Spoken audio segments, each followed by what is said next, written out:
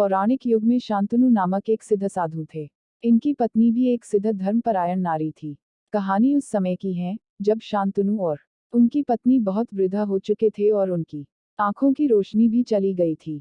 इन दोनों का एक पुत्र था जिसका नाम था श्रवण कुमार। श्रवण कुमार बहुत ही सरल स्वभाव का व्यक्ति था। माता पिता के लिए उसके मन में बहुत प्रेम एवं श्रद्धा थी। वो दिन रात अपने माता पिता की सेवा करता था।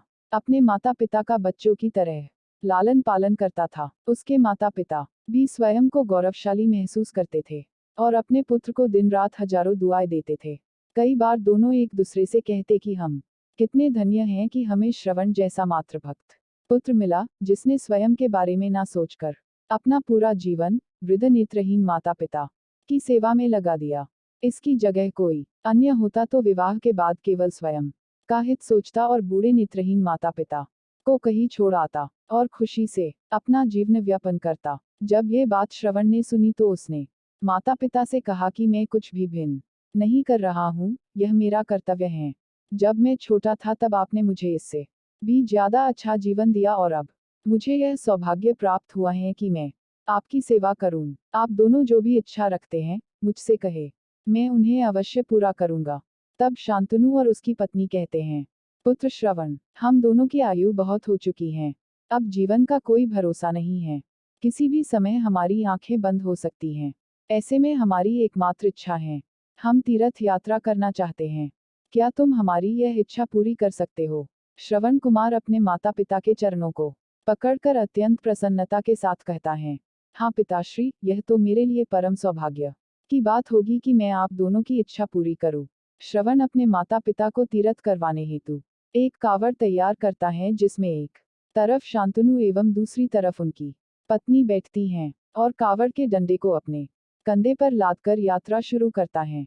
उसके हृदय में माता पिता के प्रति इतना स्नेह है कि उसे उस कावड़ का लेश मात्र भी भार नहीं लगता। अपने पुत्र के इस कार्य से माता पिता का मन प्रसन्नता से भर उठता है और वे पूरे रास्ते अपने पुत्र श्रवण को दुआएं देते चलते हैं। तीर्थ करते समय जब वे तीनों अयोध्या नगरी पहुंचते हैं तब माता पिता श्रवण से कहते हैं कि उन्हें प्यास लगी है।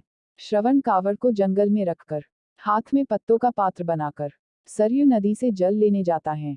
उसी समय उस वन में अयोध्या के राजा दशरथ आखेट पर निकले थे और उस घने वन में वह हिरण को शिकार बनाने के लिए उसके पीछा कर रहे थे।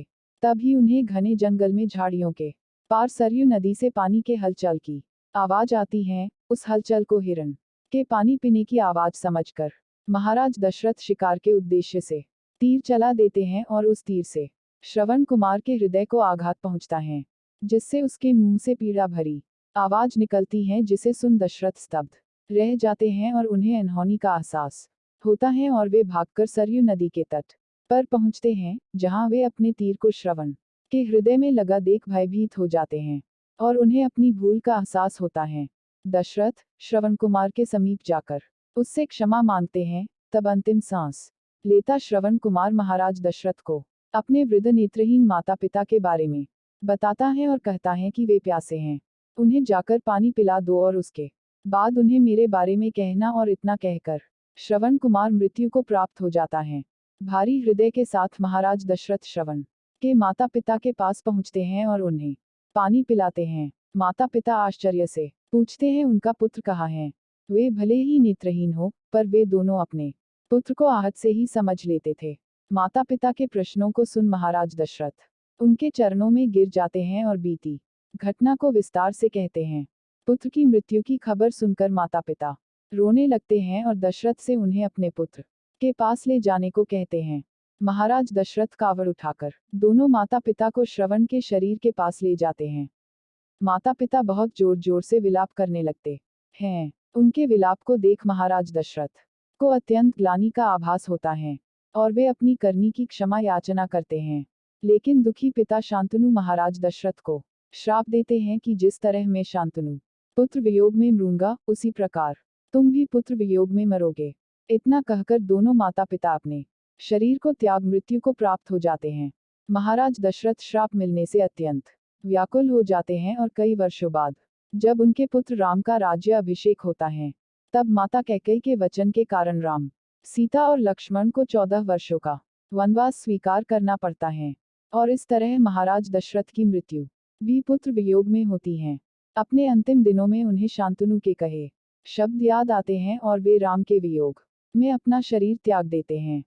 हमें यह कहानी यही शिक्षा देती है कि बिना लक्ष्य को देखे उसे भेदना कई बार आपको गलती का पात्र बना देता है और आप ना चाहते हुए भी दूसरों के डैक का कारण बन जाते हैं। यह थी श्रवण कुमार की कहानी। अपनी माता पिता भक्ति के कारण ही श्रवण कुमार पुराणों में जीवित हैं। श्रवण कुमार सदैव अपनी मातृभक्ति के लिए जाने जाते हैं। उन्हीं की कहानी सुनाकर माता पिता अपने बच्चों को संस्कारित करते हैं।